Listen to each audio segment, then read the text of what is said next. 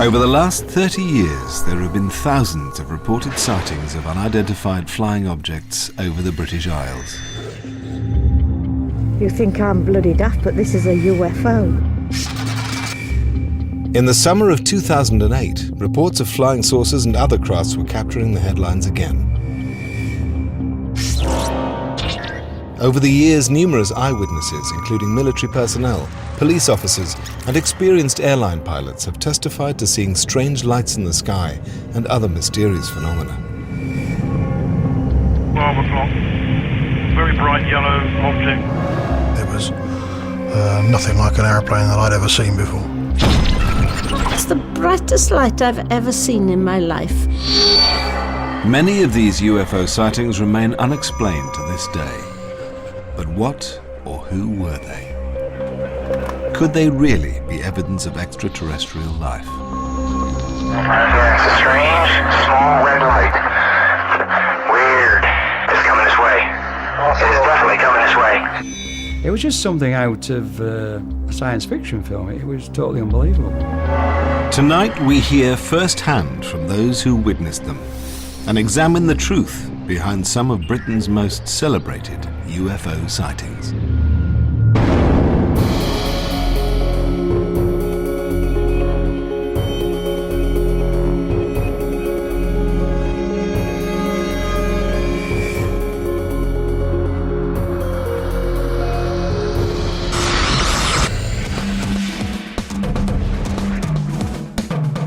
In 1977, Broadhaven in West Wales became notorious as a UFO hotspot. There have been a number of calls to the police station. Every call referred to objects in the sky. Dozens of witnesses claimed to have seen mysterious lights and objects around the village. It was an orange object, which seemed to be split into several... one or two segments. Yeah. The number of sightings left locals shocked. What on earth was that? Experts baffled. We could offer no explanation. And even sparked a Ministry of Defence investigation. The Ministry don't tend to do investigations of UFO sightings. It's extremely unusual. The phenomenon would become known as the Broadhaven Triangle.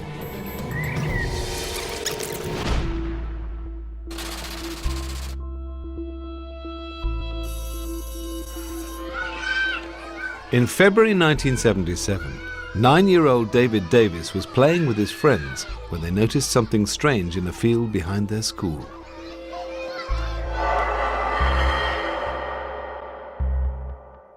A silver cigar-shaped object, about the size of a bus, popped up from behind some trees as if it was trying to take off. I don't know whether it was stuck, but it seemed to pause for about 2 or 3 seconds and then disappear back behind the trees again. It was only a matter of seconds that I actually saw the object, but it imprinted itself on my memory forever. The children ran back inside and alerted their teachers. Ralph Llewellyn, who was the headmaster at Broadhaven School at the time, he got us all together, and in exam situations, he got us to draw what we'd seen and describe it as well. At the time of the sighting, Hugh Turnbull was chief reporter for local paper The Western Telegraph. I had a call to say that the children at Broadhaven School had seen something remarkable. They didn't actually say they'd seen aliens, they didn't say they'd seen this thing hovering overhead. They'd seen something inexplicable. Hugh drove down to the school to interview the group of children who were aged between 9 and 11 years old. He wasn't anticipating what they were about to tell him. I spoke to the head teacher, Ralph Llewellyn, and he showed me some of the drawings that the children had done. And it was evident that there was some similarity between the drawings. Some were a bit far out, some showed alien figures, some didn't. But in general, they were showing the same sort of object, the same shape of object. And having those pictures made it obviously a very much more exciting story. Initially skeptical about the story, Hugh decided to retrace the children's steps. He asked one of them, David Davis, to take him back to the place where the object had been seen. I took a look around the field. We were looking really for any sign that an object had been there, be it from this planet or another planet. There were no car tyres or tracks or anything, but a telegraph pole cross member had been dislodged and was now sort of sitting at 45 degrees. Their journey took them past the gates of the local sewage works, which lay directly behind the field where the sighting had occurred. Liz Philpott, an administrator at the school at the time, had her own theory as to what the children might have seen. Later in the afternoon, we walked down the lane to the sewerage depot, and there are big wrought iron gates there, so we rattled on those until someone came out, and it was the man in charge. And I asked him in confidence to tell me whether or not his men had driven a tanker down into the field. And he said, absolutely not. No way could we get down there. I think these children, whatever they saw, it was something unusual, and a sewage tanker I don't think would have fitted into that category. Also, it would have been a very difficult place to get a sewage tanker into because it was steep. I think the weather had been wet, so there would have been signs of tyre tracks. Many of us came from farming backgrounds, so we knew it wasn't anything agricultural. Persuaded by the children's testimony, Hugh decided to run the story. I think I recognised immediately that this was a much bigger story than we'd had previously about UFOs. I don't think I realised how the story would take off and that it would become a major international news event in the way that it did.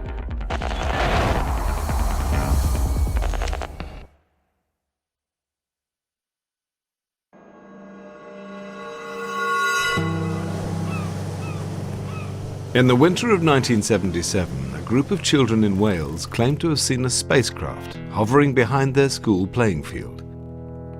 When the story hit the newsstands, Broadhaven, a small seaside village with only 600 residents, suddenly found itself the focus of intense public interest.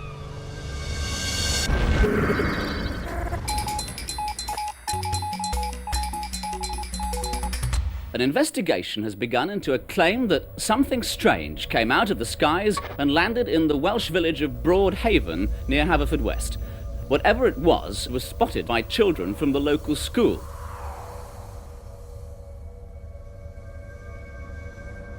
We just couldn't carry on normal lessons. The phone was going off every couple of minutes. We were even getting researchers and interviewers from as far afield as Australia, New Zealand, America, all wanting to talk to the people who'd seen the flying saucer. The incident at Broadhaven Primary School appeared to be a baffling one-off event.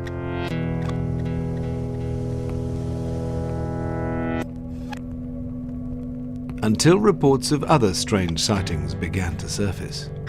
5 miles from Broadhaven in the village of Herbranston, Maureen Dieter also witnessed something for which she had no rational explanation.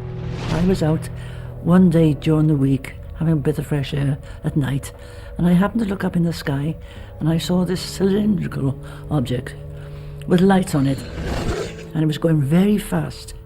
So it was only a question of really seconds that I actually saw it. And I thought, what's that? I couldn't believe my eyes. The village of Littlehaven lies 1 mile down the coast from Broadhaven. Local resident Dorothy Cale was setting off from home one evening when she too observed something strange. We went out from our house, which was on the cliff top at Littlehaven, and there were some flashes, very, very bright flashes, which lit up the whole village. All of a sudden, there was a very strong light. The driver put her foot hard on the brake quickly. There was the brightest light I've ever seen in my life, and it appeared to be inside a glass dome. Well, it took our breath away, really. We all of us looked at it. Nobody said a word. This was a strange thing. None of us said a word, and then all of a sudden, we didn't see it lift up or go anywhere. It was just gone. It flashed, and it was gone. And our driver said, "What on earth was that?"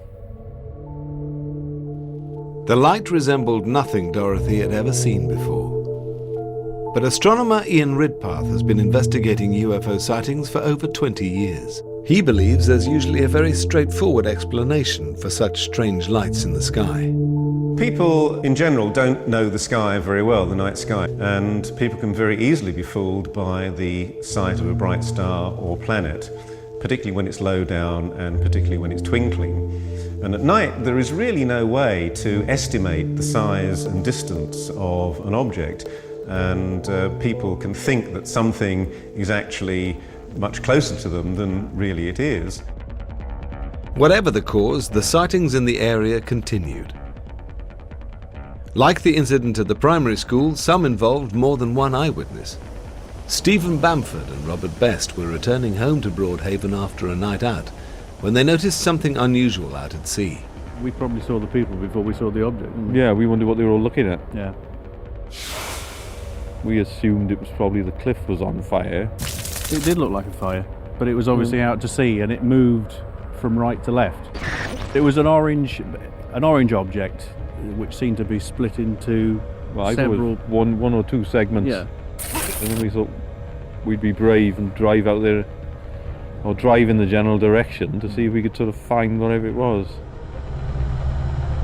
And then as it moved across, or they moved across, they just shrunk and disappeared. Diminished on itself. Yeah. The men could think of no obvious explanation for what they'd seen. I thought it might have been a harvest moon or something at first. I thought, you don't get a harvest moon at 1:30 in the morning. If it had been a ship or something like that, it couldn't have been in front of the cliffs at one moment and behind the cliffs at the next.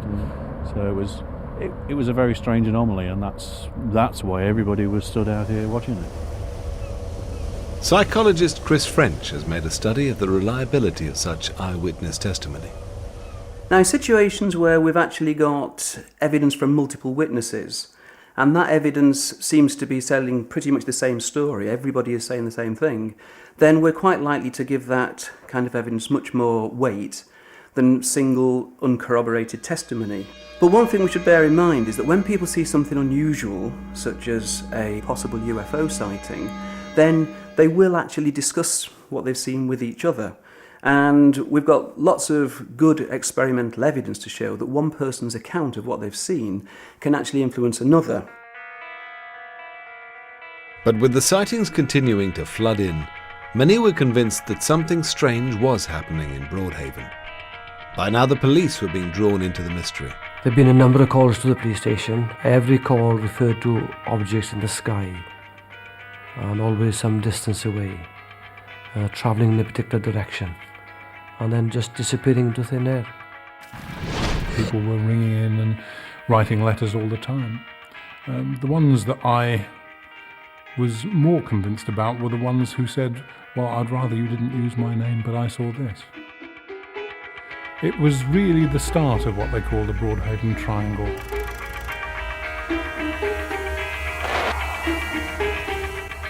They call it the Broadhaven Triangle, an area here in Pembrokeshire where sensible, down-to-earth people are constantly seeing strange objects in the sky, mysterious lights. It's an area where an entire classroom of schoolchildren saw from their playground a UFO.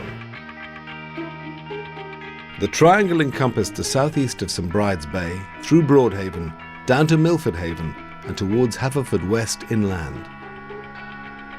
It was an area of coastline which changed dramatically from mile to mile. Could the area's local geography have been a factor in the sightings? There's a number of oil refineries and other industries around Milford Haven. Flares at night and odd-shaped plant, but people around here would have been very familiar with that. Those had been there for many years before anybody started seeing UFOs. The number of sightings reported in the area meant that what had begun as an intriguing local story was turning into a much bigger phenomenon. It was what UFO researchers like Dr. David Clark call a flap. The word flap became associated with periods of intense UFO activity concentrated in certain areas from the mid-50s onwards. So it's a word that becomes part of ufology from that point onwards. Now, the first real flap that seems to have occurred in the UK was the one at Warminster in the 1960s. For 10 years, the town of Warminster in Wiltshire was famous for being a UFO hotspot. Unlike the Broadhaven sightings, the flap in Warminster began on Christmas Day 1964 with a mysterious sound.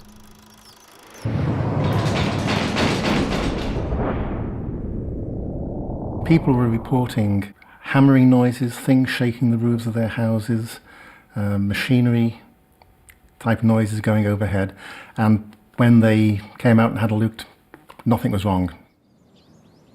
By May 1965, reports of lights in the sky had begun to surface. Local journalist Arthur Shuttlewood connected the lights and sounds, and the Warminster Thing was born. He was writing for the local newspaper and he got more and more obsessed with this and went out skywatching himself. The more he wrote about it, the more the story became part of the local legend, and lots of other people then started saying they'd seen things. It was the sheer number of sightings that made Warminster unique. We are stood here on Cradle Hill, which was the main skywatching location. And every weekend, every Saturday throughout the 60s and the 70s, there could be up to 50 or 60 people up here observing and watching for the thing. Kevin Goodman was one of those who took to the hills, travelling to Warminster to investigate the phenomenon. It was very much a communal thing. It was like-minded individuals searching, looking for something, wanting to be part of something. After several months, Kevin witnessed something himself. Over in that direction, from over by the golf club, came 4 red lights, equally distant, spaced apart. They carried on travelling through, around, and over to Battlesbury Hill, which is over here. They stayed in the line for approximately about 2 or 3 minutes, and the lead object then shot upwards at a tremendous rate of speed, performed a flawless 90-degree turn without stopping, and shot out of sight. And about 30 seconds later, the following 3 lights then just shot straight up into the sky. To this day, I can't really rationally explain what I saw. The skywatchers were identifying hundreds of UFOs in the hills. But how reliable were their reports? One of the important things about Warminster is that it is surrounded by various military bases and camps. There's an artillery school there. There are various tank training areas around there and around Salisbury Plain. The area was one used to military activity. Covering 150 square miles, Salisbury Plain was the largest military training area in the UK. And that wasn't all. 18 miles from Warminster, an experimental establishment conducted trials of prototype military aircraft. The ufologists would say that the reason that you get so many sightings near military bases is because the extraterrestrials are very interested in what's going on at those bases, whereas it seems far more plausible to argue that what's happening is that it's the activity at the bases themselves. Like Warminster, Broadhaven was also surrounded by military bases. Close to the village was RAF Brawdy, a base for search and rescue helicopters and a training station for military pilots. Could it have been that it was simply RAF activity that was responsible for the Broadhaven sightings?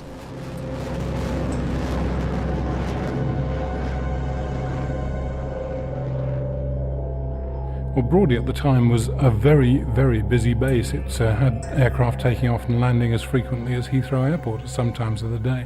So there's an awful lot of activity going on there.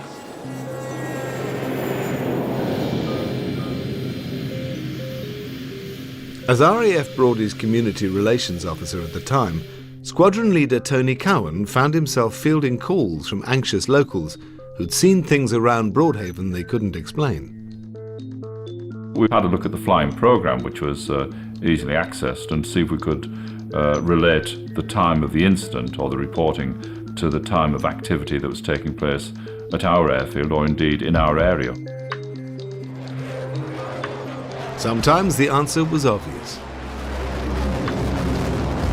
Apart from the training of the jet pilots, there would have been exercises involving our local search and rescue helicopter unit, the local lifeboat stations and the Coast Guard as well. I can remember at least on one occasion it was quite a big exercise involving all those people plus a Nimrod patrol aircraft to carry out a search, and it did take place at night, and the Nimrod was dropping flares to illuminate the area so that the lifeboat could spot the target. But Dorothy Cale, who'd witnessed strange lights near her home in Littlehaven, wasn't convinced this was the explanation. We could see Broadie Airfield quite clearly, so we were very well used to seeing all sorts of lights and flares and things like that.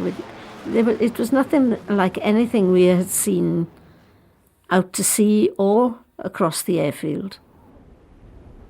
And RAF flight records didn't always prove conclusive. On some occasions we were able to explain by relating the time and the date to known air activity. On other occasions we could offer no explanation. I think to the people that saw something, they will always remain a mystery. RAF engineer Gordon Bowden was stationed at Broadie in the late 1970s. Years of experience had taught him that military activity could often be misidentified. Helicopter beams, searchlight patterns can appear very strange depending on the compass direction that the helicopter is operating from and the search pattern that the helicopter is conducting. And to the untrained eye, you'll get a visual which will look like a ball of light, and then if it moves a different pattern, you'll get the beam. But not all the UFO sightings around Broadhaven were witnessed by untrained civilians. Gordon also witnessed them himself. On 2 occasions at Broadhaven, I did see strange lights out at sea. These lights that I saw accelerated with such phenomenal speed. I cannot explain what they were, but my military training would have said we had no aircraft at that time that could have travelled that fast and changed direction so quickly, because it would have killed the pilots. If flight activity at the RAF base couldn't explain all the Broadhaven sightings, then what could? Broadie was not the only military establishment in West Wales. Less than 500 metres away lay a secret facility. It was run by the United States. US military bases have been connected to some of the most celebrated and well-documented UFO incidents in Britain. Yeah, it's a strange, small red light. Weird. It's coming this way. It is definitely coming this way. Could these American bases provide any clues to what was being witnessed on British soil?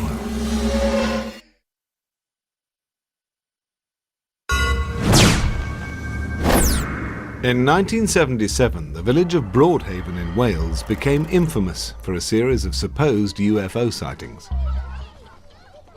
Why were so many people reporting mysterious lights and objects in the area?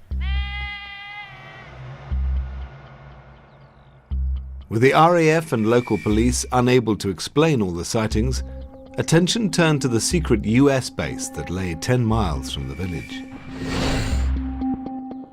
A seemingly innocent research establishment, the base became the focus of local speculation. It was a top secret establishment, and those people that worked within the facility were very strict with their security codes.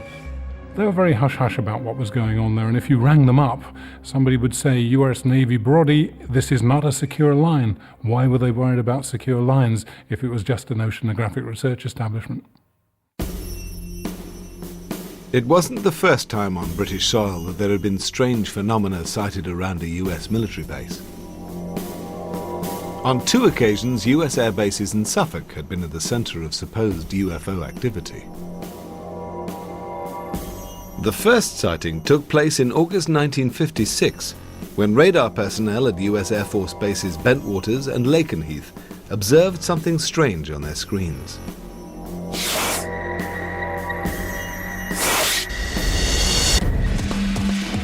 The Lakenheath incident caused all kinds of concern on both sides of the Atlantic. The Americans alerted the Royal Air Force.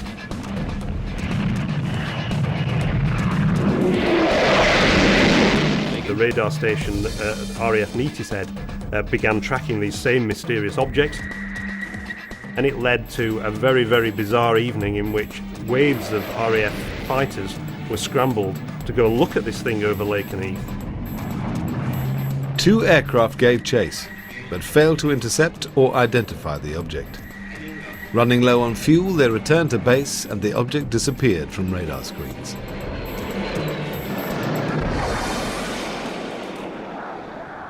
The Lakenheath case had never been fully explained, and it was the first of a whole series involving military establishments in the East Anglian region. Nothing else significant was reported in the area for 25 years, until the night of December the 26th, 1980. Local garage owner Jerry Harris lived next to the joint US Air Force bases of Woodbridge and Bentwaters. He was returning home when he noticed some peculiar lights above him. My wife turned me to the helicopters. So I said, no, they're not. I said, because they're helicopters, they're going to crash into the trees. The lights were hovering above Rendlesham Forest, which lay between the bases. What no one realised at the time was that this was to become one of the UK's most iconic UFO encounters. And they kept moving about. They went sort of downwards and then disappeared. All of a sudden this thing came out of the trees. When it got to the top of the trees, it took off and flew up into the sky, straight as an arrow, and disappeared out of sight, and I couldn't see it anymore. Jerry decided to investigate the mysterious lights. I went round in my van to have a look, and I was stopped from going into the forest by an English policeman and a military policeman. They're both together, and they said I couldn't go through the forest. So I had to turn around and come back. Jerry put the sighting out of his mind, and the Rendlesham incident seemed forgotten. Then, 2 years later, the story resurfaced after an anonymous tip-off to a national newspaper. It was in 1983 that the story first broke and became headline news. The News of the World got hold of this story and put it on the front page. A UFO lands in Suffolk, and that's official. This blew the story wide open. Nick Pope used to run the British government's UFO desk at the Ministry of Defence and has investigated the Rendlesham Forest incident. With Rendlesham, what you had was a report from the deputy base commander of one of NATO's most important military establishments. And here he was saying not only had some of his personnel witnessed a UFO, but he'd seen it too. Colonel Holt is probably the most senior military officer ever to have gone on the record with a first-person written account of a personal UFO sighting. With the story now out in the open, an extraordinary piece of evidence was released by an officer from the Woodbridge base. A tape recording of Colonel Holt's investigation. Colonel Holt took a small team of men out into the forest to investigate, and he recorded his observations as he went out into the forest. You saw a light where There it is. Hey, I see it too. What is it? We don't know, sir. So can I get some of it? Yeah, it's a strange, small red light. Weird. It's coming this way. It is definitely coming this way. Pieces of it are shooting off. There is no doubt about it. This is weird. You can hear the tension in Colonel Holt's voice. You can hear the tension actually in all of Holt's team. Okay, we're looking at the thing. It looks like an eye winking at you. It sort of has a hollow center, a dark center. It's like a pupil of an eye looking at you and winking. This is unreal. We're turning around, heading back toward the base. These are not people who mistake aircraft lights for something more exotic. When these people say, and go on the record as saying, we experienced something above and beyond anything we've ever seen before, you can take that to the bank. A UFO sighting made by several credible military witnesses made the Rendlesham story unique. Astronomer Ian Ridpath has investigated a number of UFO cases and was keen to get to the bottom of the airman's sighting. When the Rendlesham Forest case hit the headlines in 1983, I realised that I actually had to take this case seriously because it had apparently very good evidence. But conversations with locals soon convinced him that the Rendlesham case was not all it had first appeared. From the position in the forest where they saw their flashing UFO, you can actually see straight to the Orford Nest lighthouse, which appears to hover between the trees, not very far off the ground. And as you move towards it, between the trees, the light seems to recede in front of you, which is exactly the effect that the airmen reported as they moved towards this flashing light, but they never actually got to it because it got further and further away. I've been to Rendlesham Forest at night, and anyone who's been to Rendlesham Forest at night and has seen the lighthouse will realise that it's a tiny pinprick of light in the distant horizon. There's no way that Holt and his team could have misidentified that for something more spectacular. Jerry Harris and the US airmen had reported that the lights in the forest had moved in strange directions, but this too could have had a rational explanation. I knew from experience that bright meteors or fireballs, which are natural pieces of debris from space burning up in the atmosphere, can give the impression that something has come down quite nearby. I was able to find from the British Astronomical Association that indeed a bright fireball had been seen at that same time that the men had seen something apparently descending into the forest. Ian Ridpath's evidence suggested that the UFO was nothing more than a combination of unusual but naturally occurring phenomena. It appears to be an absolutely superb, almost inexplicable case, but when you look at each of those aspects individually, there is a rational explanation for each of them. But this conclusion didn't satisfy everyone. If the lights did have a rational explanation, why were the Americans so reluctant to discuss it? All the Americans I knew from the base, and none of them would talk about it at all. They weren't allowed. And they had strict instructions from up above not to talk about it. So I couldn't find out anything from them whatsoever. They were just trying to cover it up. When a wave of UFO sightings had hit Broadhaven in West Wales in 1977, attention had also turned to the US military. Not far from the village lay a secret US base. When strange lights and objects were reported in the area, speculation grew that the Americans were developing secret, state-of-the-art military technology. Nobody really knew what was going on there. So I think it's quite a possibility that all this could be linked to some sort of military activity. But when the base was deactivated in 1995, the truth about the Americans' activities was finally revealed. As it turns out, they were listening for Russian submarines at the height of the Cold War. Far from developing prototype weaponry, The mysterious building had housed nothing more than banks of computers and monitoring equipment. This revelation put paid to the theory that the mysterious lights in Broadhaven had come from the secret US base. But the sightings were about to take a bizarre new turn, with accounts of more than just unexplained lights in the sky.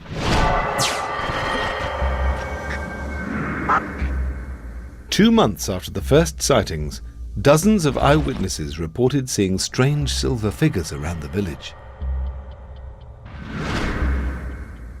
Police officer Ernest Jones personally investigated one of the sightings. A call came into the control room there, and I happened to be in the station. A report of a sighting of a silvery figure quite close to a dwelling. The call had come from the Coombs family, who lived on Ripperston Farm, a few miles from Broadhaven. Although the Coombs no longer wished to talk about the night's events, Ernest Jones remembers them well.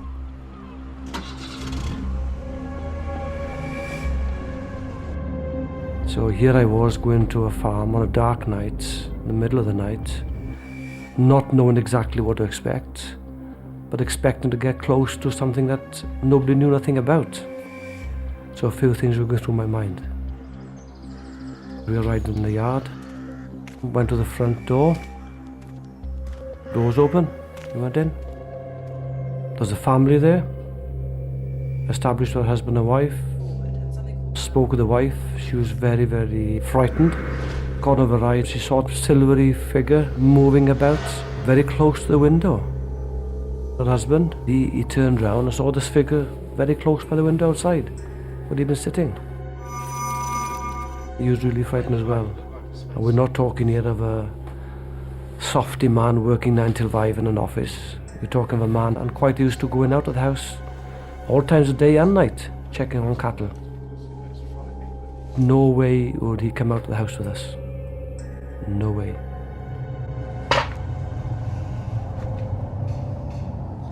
So went out, had a look around the house, around the back, the garden, the fields nearby, the cattle pens, checked the machinery.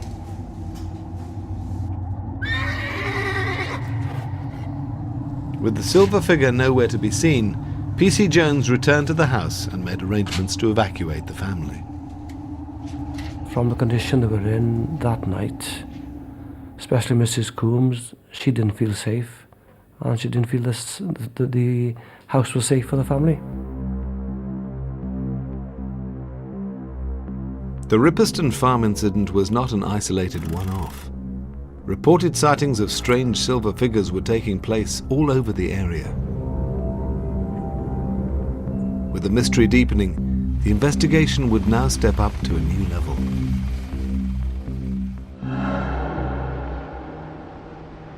The MOD branch, which was responsible for UFOs, they had received quite a few letters from members of the public, and they'd seen all the lurid press coverage of the Welsh Triangle. And there's one particular memo from the head of the MOD UFO branch to the RAF police. There's a lot of concern in West Wales. Something's obviously been seen. Some of these witnesses are quite level-headed, reliable people. Could you make some discreet inquiries into what's been seen there? The very fact that the military were interested was very, very unusual, because the ministry don't tend to do field investigations of UFO sightings. It's extremely unusual. The Broadhaven Triangle was now being taken seriously at the highest level, and an MOD investigation was underway. Its conclusions would be completely unexpected.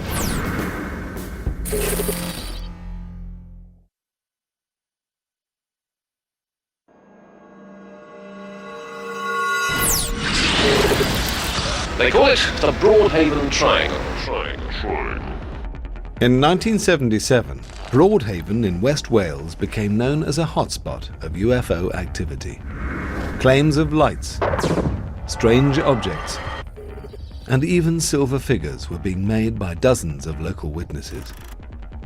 6 months into the sightings, the MOD decided to launch an investigation. In itself an unusual occurrence, and something not made public for nearly 30 years. Before the Freedom of Information Act came into force, you have to remember that the default position of the Ministry of Defence, an inherently secretive organisation, was to say nothing. In 2005, the Ministry of Defence's report on this incident was finally made public. It does look as if some discreet inquiries, as they described at the time, were made, and the answer that came back, which is mentioned in a briefing to the Defence Intelligence staff later in 1977, was that a practical joker was behind some of these more bizarre reports that had reached the ministry. The practical joker revealed himself to be Glyn Edwards, a local businessman from Milford Haven. We had a round table dinner, and the theme was a fancy dress dinner. So, as it was topical at the time, I decided to dress up as a spaceman. So I borrowed an industrial suit from one of our local suppliers. I went to the dinner, and before the dancing started, I went out to the car to remove it, but some of my colleagues said, let's go around the village. So we all jumped in the car. Bumped into a few people, turned a few heads, and after about 10 minutes we decided to go back. Going back then, we stopped outside the Haven Fort Hotel.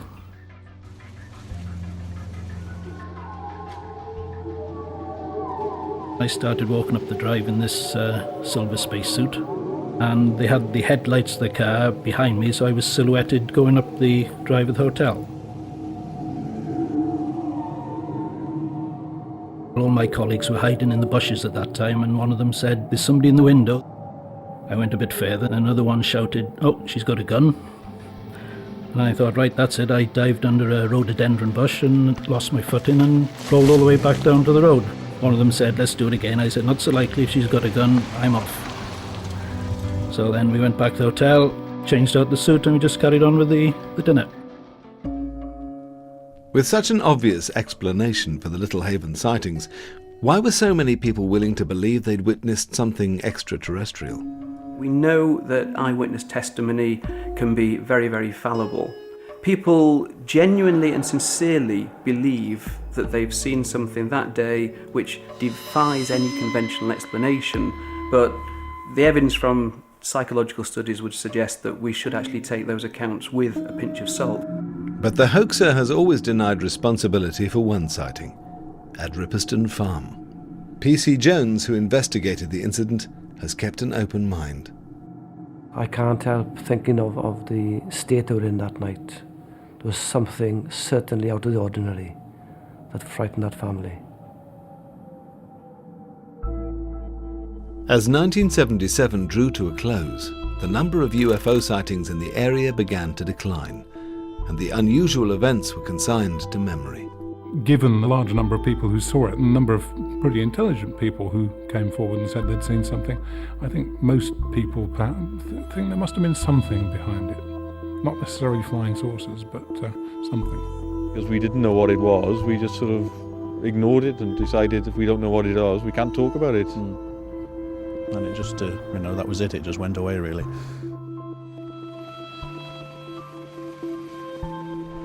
For many who witnessed the Broadhaven phenomenon, it remains something that they find difficult to explain.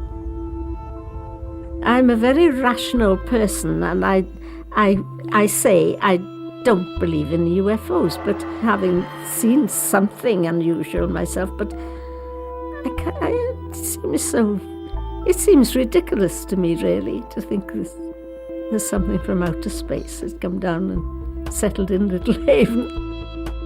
There's no physical evidence, there's no photographic evidence, and that's a great shame, because I think most people have an open mind about the whole business, and I think if you look into a night sky, you must believe that there must be something else out there. What it is, I don't know. I'm absolutely sure of what I saw that day. I saw an object that was large, cigar-shaped, silver. After 30 years, I'm no nearer the understanding than I was on the day that I saw it, but I am 100% sure that what I saw that day is as we reported it.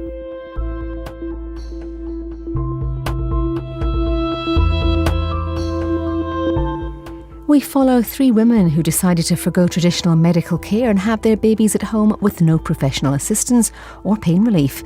Extraordinary People Next sees just how they got on.